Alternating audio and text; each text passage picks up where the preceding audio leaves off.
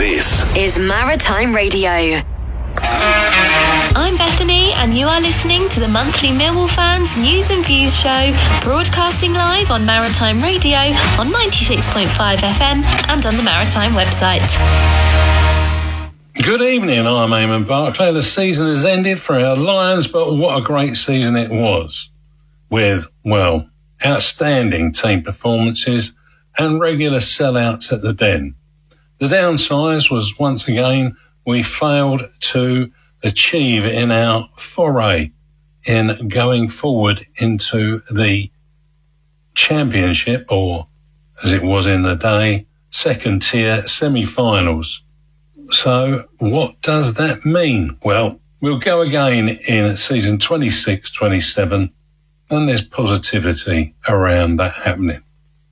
Tonight I have Jeff Burnige with me.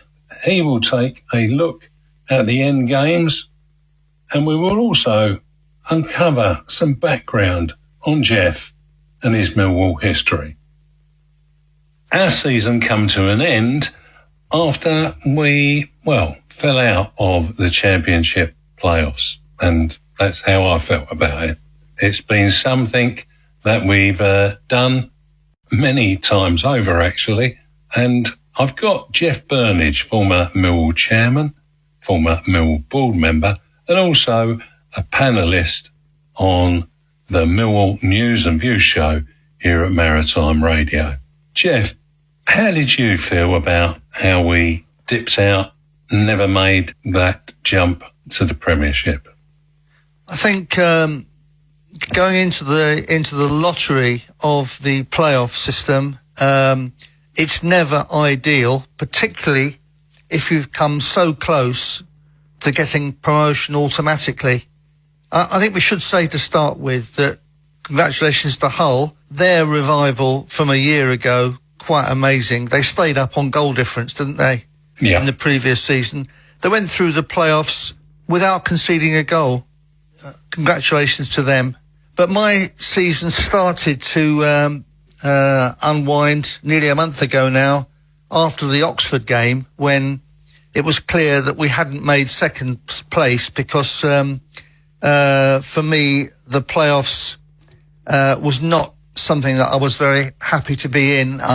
It doesn't always go where it should deserve to go. We finished third. I think we came very close to finishing second. Very close indeed. We had some very good results towards the end of the season. After the disappointing home game with Norwich, a month before even that, we finished well, even though we weren't necessarily firing on all cylinders. But for me, the decisive moment of the campaign was when Josh Coburn was the victim of a terrible challenge early on in the game at Leicester when he was about to shoot. Their player did get the ball, but the tackle was at least reckless and certainly endangering the opponent because it put him out of the rest of the season, except for when he was probably not fully fit for the playoff semi-finals. There have been other incidents recently on television where someone got the ball, but their challenge was considered dangerous to an opponent. That should have been one of those. And that, I think, was that decisive moment. To get promoted, the margins are always very fine. You need to be good defensively. You need to be all together. The players need to really believe in it, but you also need a bit of luck. I don't think much luck was in evidence in our last 4 or 5 games, whereas I think without being unkind to Ipswich, I think they benefited from quite a lot of good luck in the last few games, and in the end they beat us by 1 point. In the semi-finals, Eamon, and everybody listening, I wasn't confident. We did the job at Hull. Again, I think, if I'm not mistaken, did we not have a goal disallowed at Hull? We did have a goal disallowed, and certainly high-level pundits identified that it should have been a goal, but it wasn't. That was the referee's decision. That just reinforces what I've just earlier said. You can say that luck evens itself out over a season. I personally don't believe that. I think that Millwall Football Club could really do with having VAR, because I think that, generally speaking, we don't quite get a totally fair run of the ball and the run of the decisions. But I wouldn't be the only person to be biased in thinking that, would I? No, you wouldn't. In the semi-finals themselves, I got to give great credit to the manager.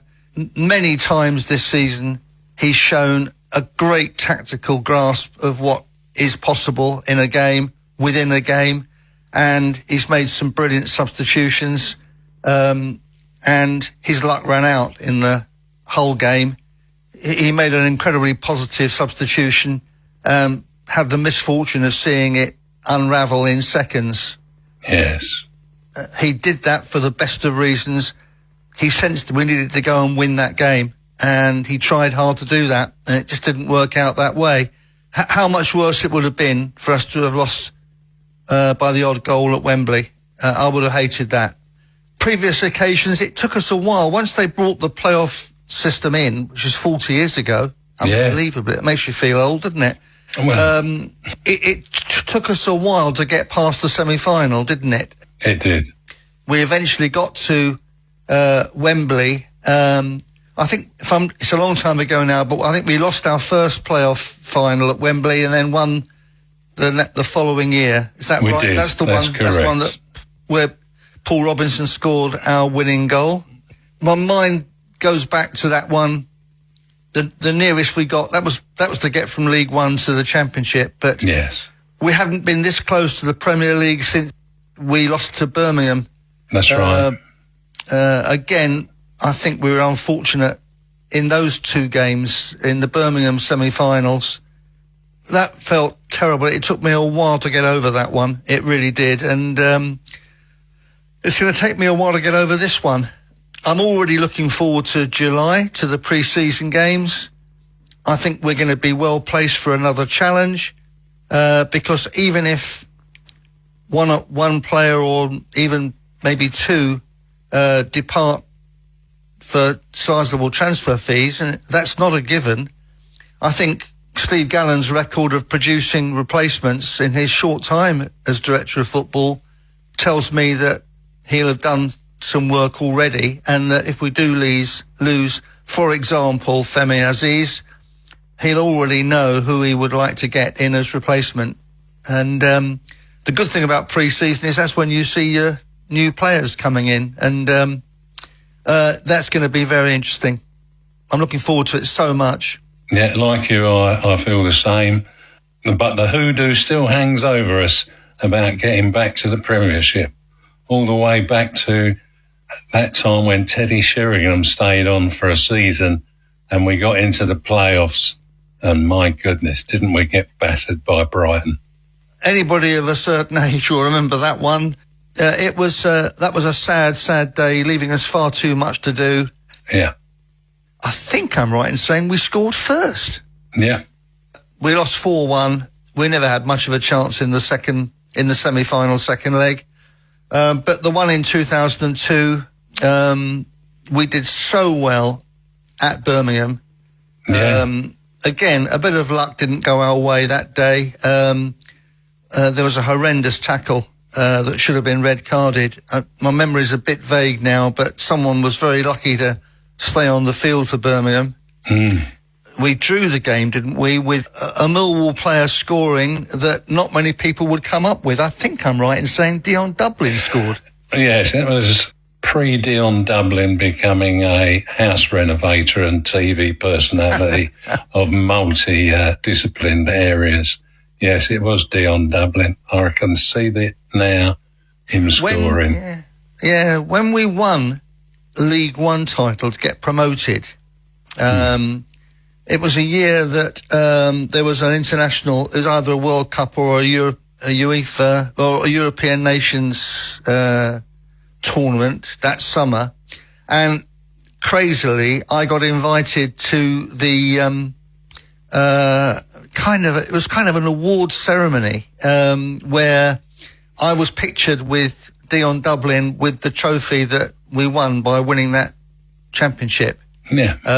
So I'll dig that one out one day and have another look at that one. But what was very sad about that one was not only did we fail to make the Premier League, which I would dearly love us to do, dearly love us to do, but of course it was followed by the last serious outbreak of trouble after that game. So all in all, 2002, it wasn't great. Fortunately, it's a quarter of a century ago, which has seen the arrival of the Berylson family. To be fair, that's coincided with an upturn in our fortunes. Knowing the finances of the championship as I vaguely do, we owe an enormous debt to James and his father, John, for what they've done for the club. They've made certain things possible that would have been impossible under previous regimes. Yeah, there's a certainty in that. And then the other side of the coin is, thank goodness we managed at last to secure a 999-year lease on the ground through the kind work of Lewisham Council. And the Community Trust also got a 200-year lease. So the club's in a good place. It's just getting to the top flight. That's the outcome that we all want to see. I wouldn't use the word hoodoo, which you used earlier. I think when we do get there, we will deserve it. It is becoming a little bit harder every year because I think the standard of the Premier League is going up probably faster than the standard of the top of the Championship. Yeah. But nevertheless, I would dearly love to be going to those grounds again, like I did every week between 1988 and 1990. It's something I would love to do again. And I think we will do it one day. We've got a great chance now because, as you say, the brilliant work of the Berylson family and their regime for securing that 999-year lease of the Den, which we never had in the first place when we moved there. So that's an amazing achievement. And the Community Trust is doing so much for the reputation of Millwall Football Club, and they have played a big part in the fact that we're no longer byword for some of the less pleasant features of professional football in England. So great credit to them for that as well. Having said all that, come on, I'm dying for August. I can't wait to see the boys back on the field, improving on what they did this year. And I think if we can improve by 2 points, then we'll be automatically promoted, all things being equal, wouldn't we? So, perhaps a few players that will boost that ability to achieve that as well, Jeff. We will need that because strength in depth did play a part. Apart from luck, which I mentioned earlier, there's no doubt that Ipswich's strength in depth in forward areas was probably critical to their results towards the end of the season. Yeah, I think so. They played a very attacking football, which partially explains the fact they got, allegedly, I can't back this up, did they really get 11 penalties in the season? There was something of that number. Yes, they did. Yes, they did. That either reflects the attacking nature of their game or the favourable view of Ipswich Football Club that officialdom has. Possibly a combination of both.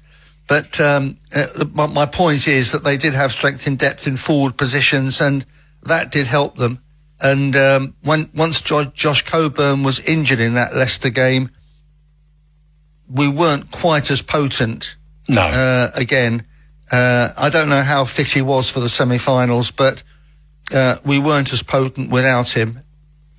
Yeah, the loss of Josh Coburn did leave us in a position where we weren't as potent up front as we had been. I probably sound a bit deflated in this conversation, and it's true, I do feel deflated by having come so close to finishing second and avoiding the lottery of the playoffs. But but being deflated does not mean I feel anything other than optimistic for the coming season. I think all credit to the Berylson family. James has proved to be an excellent chairman, having learned from how his father conducted himself during his time. But key appointments of team manager Alex Neil, director of football Steve Gallen, and managing director Mark Fairbrother, those things tell me that we're very, very well placed and very well run, and I'm confident that we will have another very good season. I can't wait for August. In fact, I can't even wait for the first pre-season game. Well, you just have to, and bide your time adequately in other ways. Hey, look, there's something called the World Cup coming up, isn't there, Jeff? There is, but I'm one of those football fans that if you asked me to choose between Millwall being in the Premier League and England winning the World Cup, I'd be hard pushed to say England, because it's so the Millwall thing is so personal. But obviously, once the World Cup starts, I mean, my granddaughter and grandson have got their sticker book. It's something they asked me to help them with. It's very hard getting the front of a sticker detached from the back of the sticker. They're better than me at that. But yeah, looking forward to the World Cup. The temperatures are going to be a big factor, and I'll be hoping against hope that England will bring it home. Make sure you treat your grandchildren to the fact that that man who you've got a picture of in their book cut his teeth at Millwall, Harry Kane. Thanks, Jeff. It's been brilliant. I'll speak to you again. Great insight. Well, we'll leave Jeff to continue to remove the backing to the stickers for his grandchildren's book, and he, like many others, have found this to be quite a demanding challenge. But I'm sure the grandchildren and the children of all involved will be delighted when they've got their books full. We'll flash over to the adverts now. The Millwall Community Trust runs over 100 football multi-sports courses, run during every school holiday and vary from a week to 3 days and even 1 day. The day runs from 10 a.m. to 3 p.m. and is open to boys and girls for all abilities aged 5 to 13. Check out the Millwall Community Trust website. This is Maritime Radio. Come on, sleepyhead. Time to get up and off to school. Thankfully, Abbey Travel have taken the stress out of the morning routine, providing peace of mind to parents and students in South East London and North West Kent. With our designated pickup points and journey tracker, we've made getting to and from school easier than ever. Find out more at abbeytravel.com/home to school or give us a call on 020 8312 9514. And we're pleased to welcome Beth's Grammar School and Maidstone Grammar for Girls. Are you looking for confidential advice relating to drugs or alcohol, either for yourself or a loved one? Drug and Alcohol Support Charity, With You, offers a free web chat service. Within seconds, you can get non-judgmental support from an expert. Visit wearewithyou.org.uk today. Whether you want to make small changes or find new ways of staying safe and healthy, we are with you. Over 5 million homes are at risk of flooding, yet many people don't realise they're in danger. Even if you've never been flooded before, it can happen to you. Protect your family and home. Prepare, act, survive. Prepare a bag including medicines and insurance documents. Act by moving important items upstairs or as high as possible. Survive by listening to emergency services. Search what to do in a flood and sign up to flood warnings on gov.uk. This is Maritime Radio. Maritime Radio. Now it's time to hear about Jeff's background. From boy to man, from the pitch to the boardroom. Here's a story I recorded a while back with Jeff, but it paints a great picture. He has been an iconic figure over the years, and I, Eamonn, had the pleasure of working with him as part of the panel of the Lions Live show, where his knowledge of Millwall was found to be outstanding. When I say iconic, I always see him from afar. Mind you, I'm 6'3", and I suppose it's easy for me. But he has a wonderful head of hair that he possesses, and I welcome the man himself. Hello, Jeff Burnige. Good morning, Eamonn. Thank you for that introduction. I don't quite know how to take it, but did you have your tongue placed firmly in your cheek? I think you did. Maybe, just maybe. No, not at all. It's great to talk to you. Go. Yeah, let's talk the Lions. How did you get involved with the club? It is known, I think, that my father, who was a second-generation Millwall fan, brought up in Bermondsey, right in the bit right by London Bridge Station, Guy's Hospital up there, Tooley Street.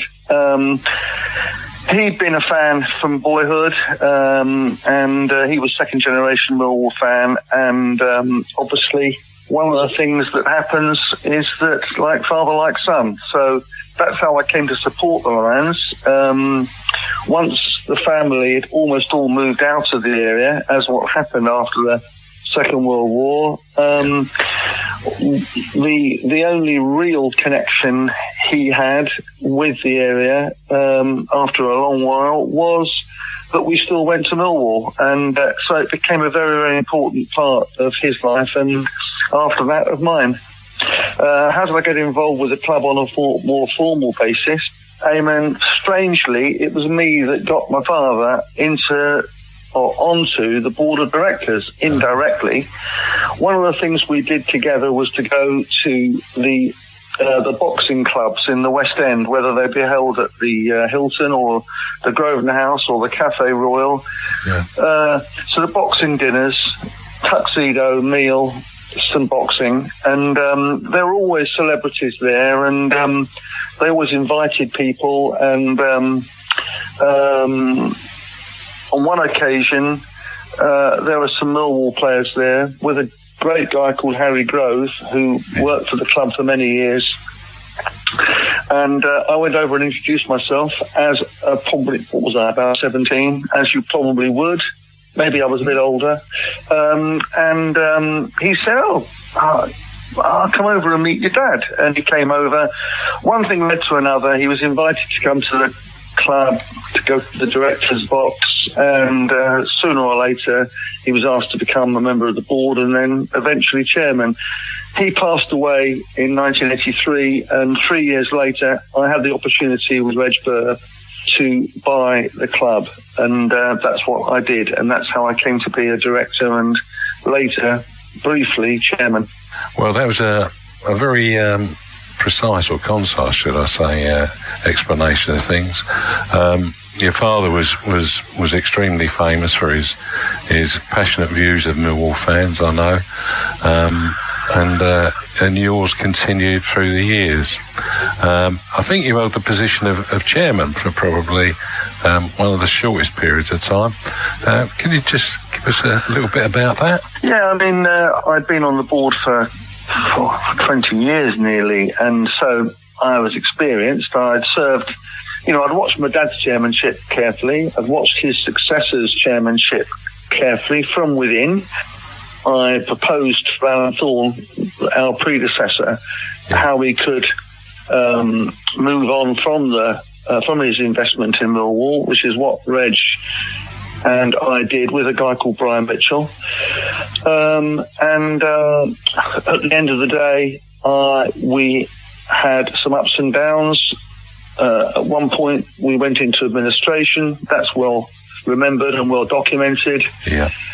Theo came in. He decided to keep me involved on a very, very intense basis. I was very involved. It was a very interesting period. He's a great person to work for and work with and see him at work, although obviously our relationship had its ups and downs. It probably sadly finished with a down, but before it did, when he could no longer put up with being chairman, he asked me to do it, and that's how I came to be chairman. It was going to be straight away from that February, but the politics within the club involving his relationship with the then manager, Dennis Wise, it was decided that I should be chairman-elect for the rest of the season and then take the chair once the season finished. And I did that, and then as the new season approached, it became clear that the basis of the arrangement I had with Theo wasn't going to survive, and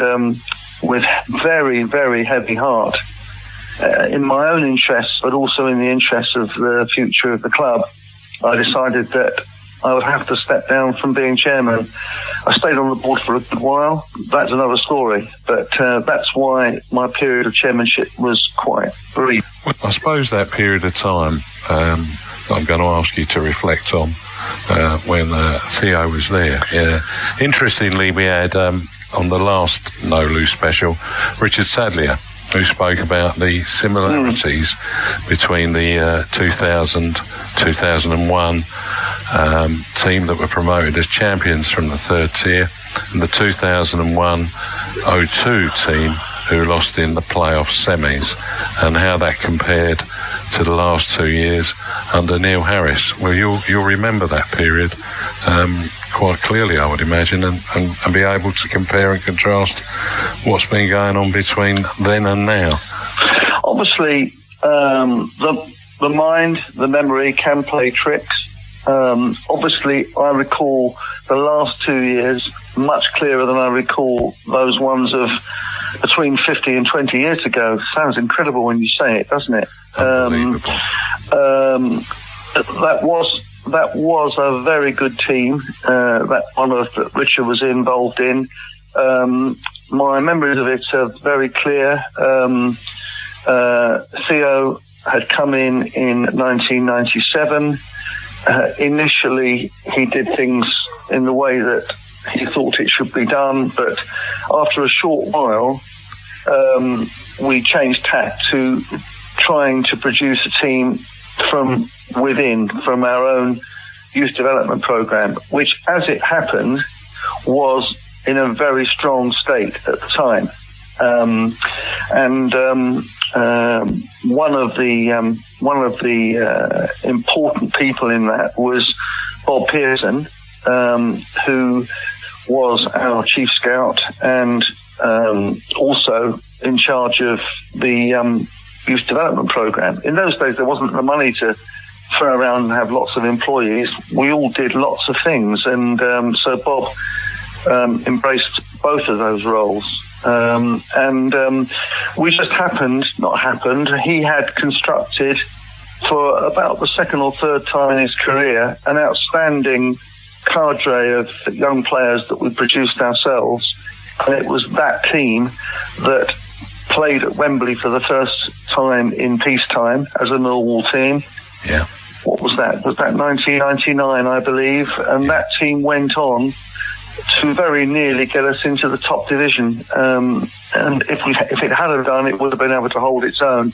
And I think the big similarities between the two are that there was nobody around the playing squad who wasn't totally committed and enamoured of the idea of playing for Millwall and trying to win success not only for themselves but also for the club.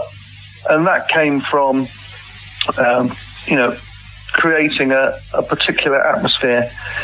People forget about that 1999 Wembley appearance, which we lost, but there were a large number of players in that team that we'd produced ourselves and who had very little experience. And there were some experienced players still at the club who didn't play as big a part in that final as they would under possibly other regimes, because Ryan Alamaka, who were the management team at the time, wanted to give the opportunity to young players because they felt that a Wembley, the semi-final and the final would give them a lot of experience very quickly, and that's why they did it. And that's why, off the top of my head, I can remember Paul Ifill, Richard Sadlier, Neil Harris, Ronnie Bull, Joe Dolan, Tim Cahill, Stephen Reed, all playing a part in that. And that's a lot of players to produce yourself. There were one or two others bubbling under, but they're the ones that come most rapidly to mind. And what a great team that would have been if it had been able to mature completely. Yeah, incredible group of players. Richard Sadlier said he really found out what it meant to be a Millwall player. Well, I'll give you one comparison, Eamon, which jumps to my mind, right? The managers, Rhino and Macca, they had played for Millwall and they were Millwall people, and they knew how to create a team that would be a Millwall team and would be able to create a rapport between the players and the crowd. I hope the club learns that lesson, and 20 years from now, if we have to start from scratch again, we'll do the same thing. Well, that'll be the case. We'll have that conversation in 20 years' time if it doesn't quite work out that way. But yes, please. Hopefully it all does, and we see some great glory days ahead. You mentioned Tim Cahill there in the group of players. Yeah. How did he join us? You must be quite aware of Tim's journey with us. It's an interesting example of how you get things right on recruitment. I mean, there are many ways to skin that cat, and it looks as though our recruitment at the moment is back where it needs to be, which is probably the most important and effective part of the club. But Tim's was an interesting example. It won't be the only way it ever happened, but I can tell you about it. Tim was an underrated player in Australia because he was always very small. He never represented his country at any level, any age group. He wasn't on their radar, but someone out there believed in him. And of course, at the age they were talking about, when he was 15, 16, boys do shoot up sometimes. And they do develop. And some players, the best player they're ever going to be is when they're 15. Other players at 15, 16 are only just beginning to reveal to themselves and to others just what capability they have. And he was a late developer. He, through a contact, got a trial with Nottingham Forest. Towards the end of a season, he went over there. They put him in a hotel. And as I understand it, he hardly spoke to anybody for 3 days. But he was in a hotel, he was fed, but they fell down on the job for whatever reason. And he rang home, and contact was made with Alan Batsford, who was working for us at the time, the late Alan Batsford, who was working with Bob Pearson at the time. And Alan said, "This boy's been highly recommended, someone I trust. He's not happy where he is. Can we bring him down and have a look at him?" So we did. And I can't remember the exact circumstances of what happened when he came down, whether it was a session or an informal game amongst ourselves. Bob Pearson was there and made a decision on the day. No, we're signing him. Simple as that. And you have to have somebody in position at the club who is as decisive as that, and who has got the authority to make those kind of decisions, or at least to heavily recommend them to the person that can make those decisions. So it was decided we would find him. We were, if I remember, I might be slightly wrong, and if I have someone out there will correct me, I think it was the peer administration. Right. And I had to find out where we could put Tim up for free for the summer until we emerged from it. And he had relations living in Grays in Essex, and he went over there for the off-season. And we came out of administration, and the day that the players could report back, I went over and fetched him, brought him back, and we did the paperwork. We got his national insurance, we got his bank account opened, and he joined the club. And that was an example of when opportunity strikes, you have to take it. And I can think of many examples under other regimes that I was a spectator rather than a real participant, where similar opportunities were there and we just didn't take them. And there are some very famous players of the most recent era that came within a hair's breadth of joining Millwall and didn't. Tim did join Millwall, and the rest everyone knows. Yeah. Well, that must That must have been quite emotional when he came back. It was, but, you know, the important thing is to see how emotional it was for Tim. It meant that his period at Millwall, not crowned with total success, but finishing with a cup final appearance, which I suppose is a high point. Yeah. It shows you that it never left him. And that's unusual. For a player to have done what he's gone on in the game and done, been probably the most famous player in Australia's history, the highest achiever in their soccer history, to have done what he did at Everton and then played at the top level in the United States of America and China. You know, for him to have that deep emotional connection with the club, it speaks great volumes for what was done in that period when he was at the club. Emotional for me, Eamonn, I can barely stand to talk about it. Yes, I'm a man that cries with emotion. I've cried many times over Millwall, and I cried when he came back. But as they say, a forest fell and the lions roared, and Tim Cahill became a Millwall player. The rest is history. Well, reflecting about Tim Cahill with Jeff, there were lots of familiar faces at West Ham's London Stadium on Sunday, where the annual Soccer Aid match took everyone and the crowd together for another amazing Aid Day. The charity game featured a lively showdown in between a team of celebrities and former football stars from England and a World 11 team, made up of talented stars and former pros from around the globe, including that man, Tim Cahill. Tim played a key role for the rest of the World 11, controlling the midfield and even scoring a fantastic header that helped keep them in the game. He's still got the energy and the punch to this day. In the end, it was England who took the victory, lifting the trophy after a close 3-2 win. The event raised nearly 16.5 million, yes, 16.5 million for UNICEF, supporting vital projects that help children all over the world. A truly inspiring achievement for everyone involved, fans included. The Millwall Community Trust runs over 100 football multi-sports courses, run during every school holiday and vary from a week to 3 days and even 1 day. The day runs from 10 a.m. to 3 p.m. and is open to boys and girls for all abilities aged 5 to 13. Check out the Millwall Community Trust website. We are Maritime Radio. Maritime Radio.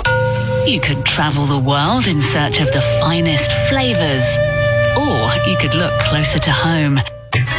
At Panas Gurkha Restaurants, we're dedicated to delivering delectable dishes from both Nepal and India. Winner of the Asian Curry Awards Nepalese Restaurant of the Year 2024, why not dine in with us? Or enjoy a top-notch takeaway with our menu classics? Or maybe try some of our exhilarating new dishes? Along with our exceptional menu, we pride ourselves on supporting the local community through charitable efforts. Panas Gurkha Restaurants. Come and see us in Blackheath, Hither Green and Falconwood, and online at thepanas.co.uk. With the change in seasons, it's always good to have a hearty cuppa.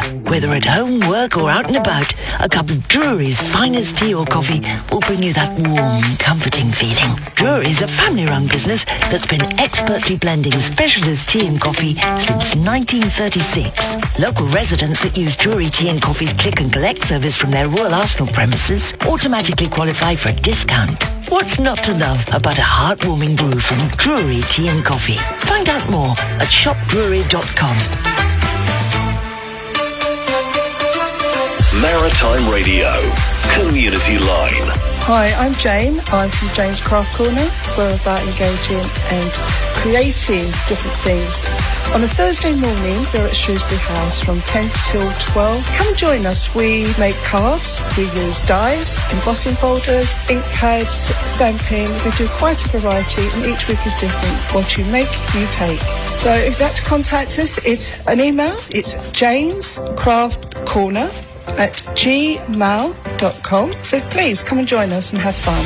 local radio for Greenwich. Maritime Radio. Community Line.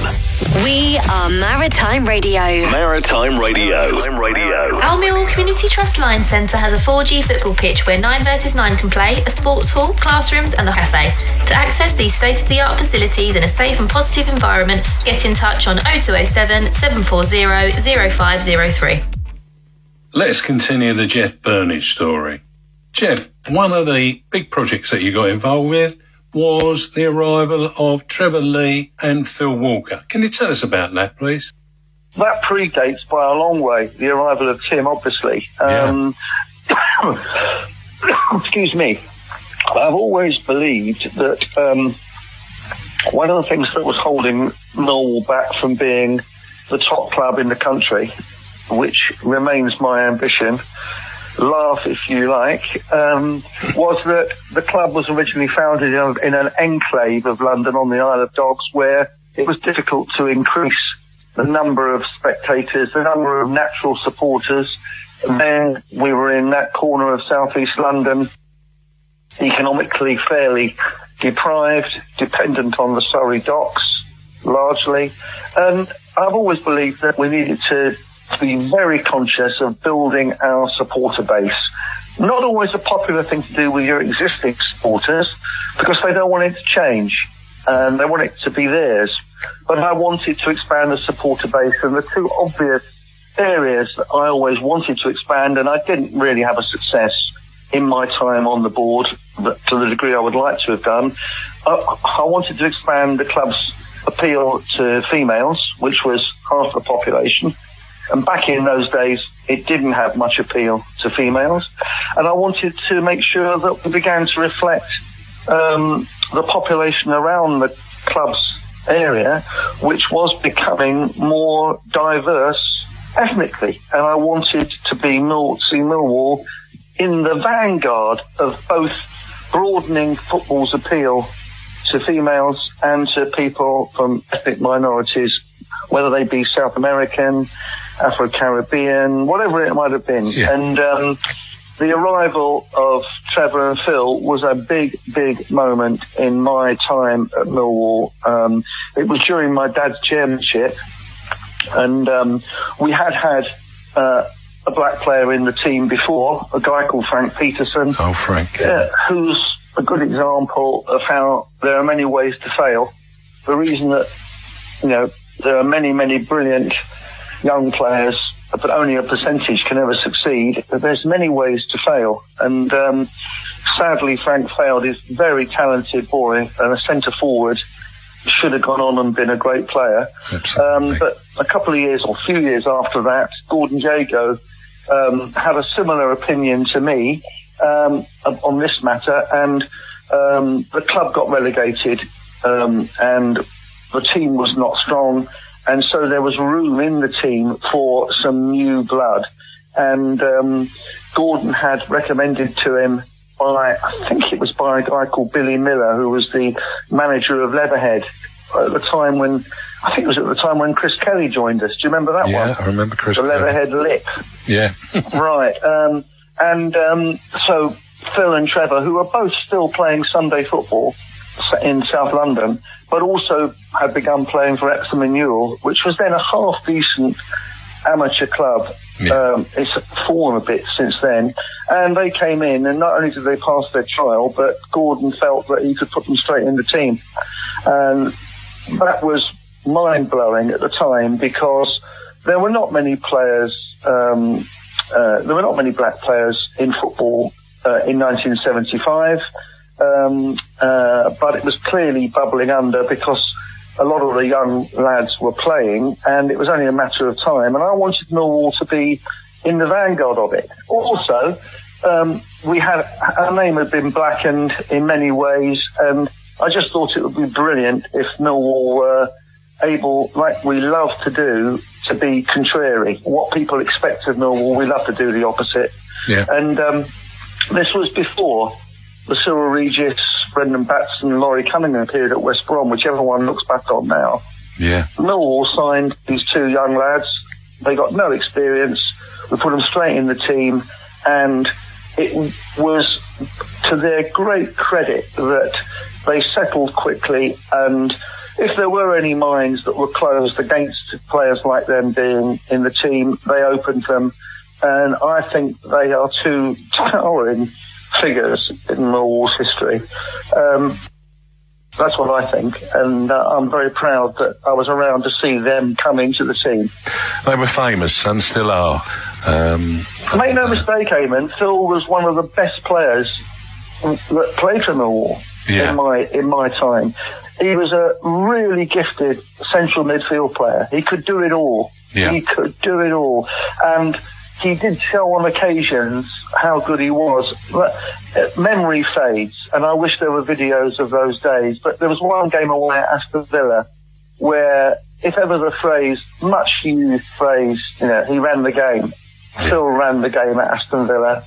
I don't remember much about it, but I remember thinking, my God, I have just seen a performance that should have in the memory. What a shame it's not video of it. He was a great player. He got injured quite soon after joining the club. Yeah. And Trevor, who had not made quite the initial impression because he was a 6'1" guy that our fans thought, well, he should be a centre forward. He was playing wide. They couldn't get their heads around that. But when Phil was out of the team injured, Trevor had to step forward, and while Phil was injured, it was when Trevor made his mark. And by the time Phil came back, they were both adored by our fans. And Trevor was an unconventional player, but did some great things that people remember to this day. And as I said, towering figures in Millwall's history, in my opinion. Phil and Trevor have got that love of the club that I described Tim having earlier. Yeah. And it must mean that their period at the club was life enhancing for them. They both absolutely loved coming back, and amazed at the reception that they get and the memory of a long time ago that our fans have. So that's another example. As you say, you've always been interested in making things and doing things that support diversity and improve the development of everyone and anyone around in the community, and the Millwall Lionesses as well. Well, I mentioned females, didn't I, earlier? You did. I mentioned females, and yeah, I mean, it's all part of that. But when you deal in trying to broaden the support for the club, it's vital to take your existing fans with you. It's no good imposing something on them. You have to take your base with you, and I hope I've never failed to do that. But, our supporters never fail to amaze me with how brilliant they are. My former colleague, Reg, the late Reg Bird, did describe them as the most misunderstood group of people that he's ever come across. Yeah. Which I think is true. And I'm not currently involved with them other than as a supporter. I love to go and watch them play. Too few of our fans do. There may be more reason than one for that, but soon after I joined the board in '86, I became president. They asked me to become president, and later chairman. Sounds like a demotion, but chairman's much more hands-on. Yeah. I'm happy to say that while I was chair of the Lionesses, we were undoubtedly one of the two most illustrious and successful clubs in the country, ourselves and Doncaster Bells. Yeah. We won the FA Cup twice while I was chairman, the first time against Doncaster Bells, after that cup final, and I'm struggling, I think it was 1991, the first Women's National League was formed. This was before the FA took women's football seriously, and took it over in the mid-90s. But the first ever National League game was they chose Millwall and Doncaster, who had just been the two finalists, to play the inaugural game in the Women's National League. Very proud of that. We won it again later with a team that was very different to the 91 team in that it was the product of a youth development programme which Millwall Lionesses very much pioneered. I don't think anybody else in the country was running girls' football in the way that Millwall was. in those days, in the late 80s and 90s, and to see a team that we basically produced ourselves win the FA Cup and I think the League Cup in the same season later in the 90s, that was a great pleasure. I'm not involved now, but you saw what people really thought of the Lionesses when they had that bad news earlier in the season that there'd been some financial problems and that they needed money urgently to be sure they could stay alive. Yes. They opened one of these Just Giving sites, and within 2 days they got £17,000. They From did. all kinds of sources. It shows that deep down, whatever the lack of support at matches might indicate, that people did not want to see the Lionesses go down or be reduced in importance. It is, in my opinion, a very important part of the club. Yeah. It doesn't make money. It probably costs money.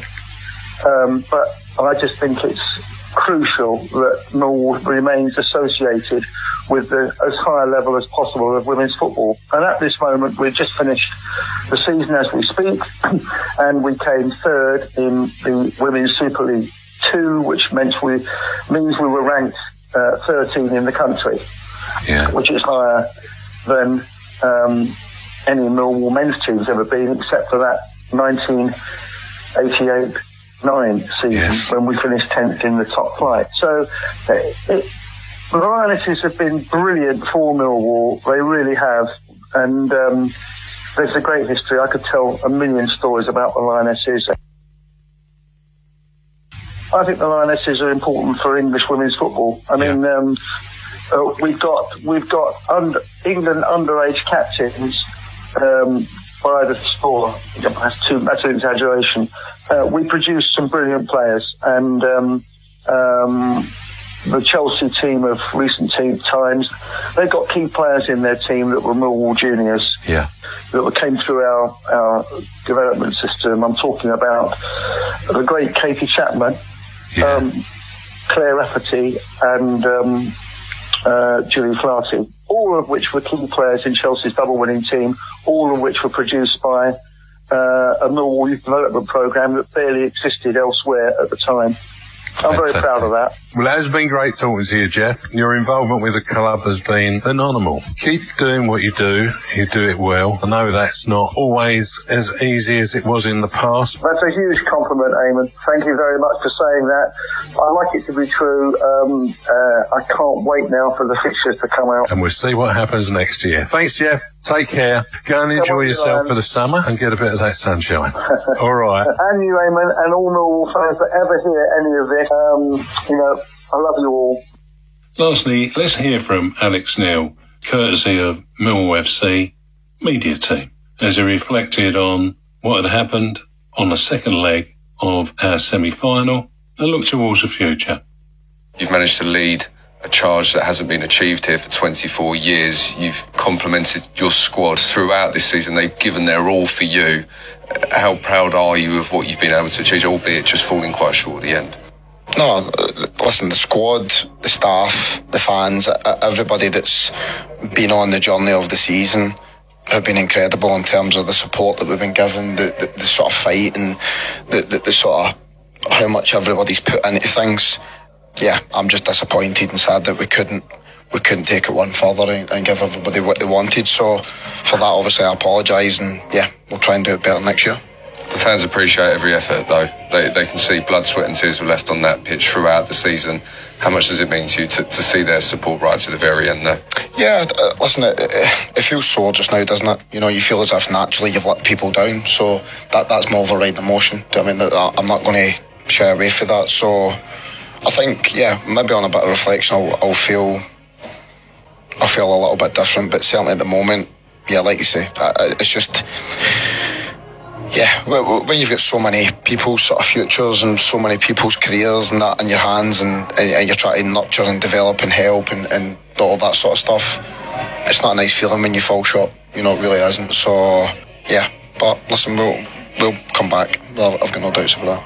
I'm sure I speak on behalf of everybody associated with the club how well you and the squad have done this season, how much we appreciate all your efforts, and this is just the start of something exciting for Millwall to build on. These are foundations where you learn and you gain experience from.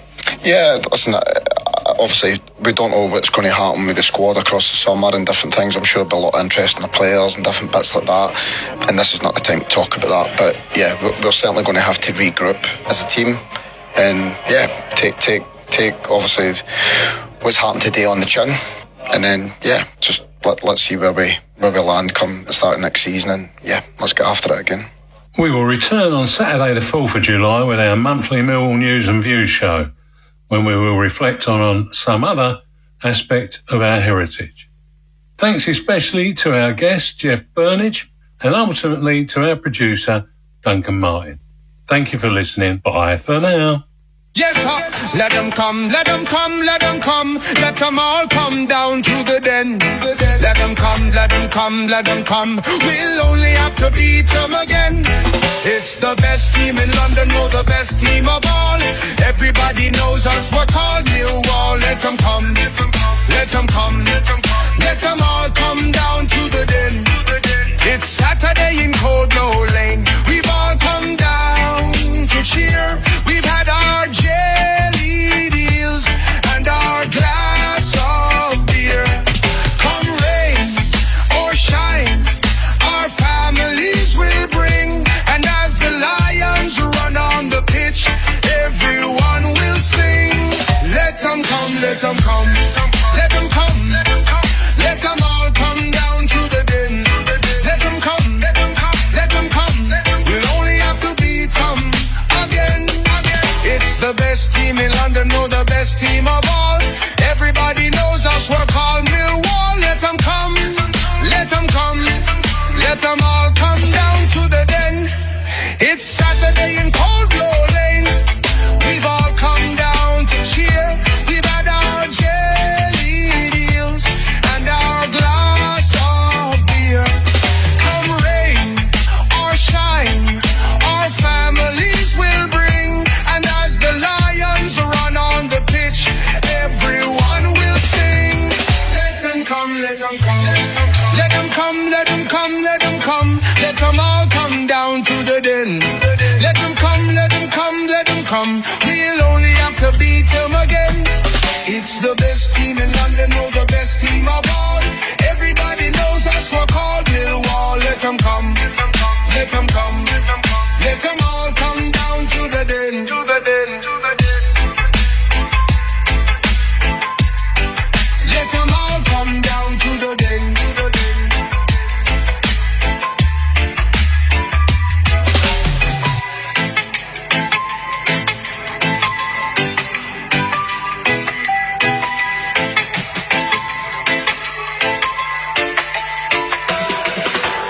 This is Maritime Radio. Maritime Radio.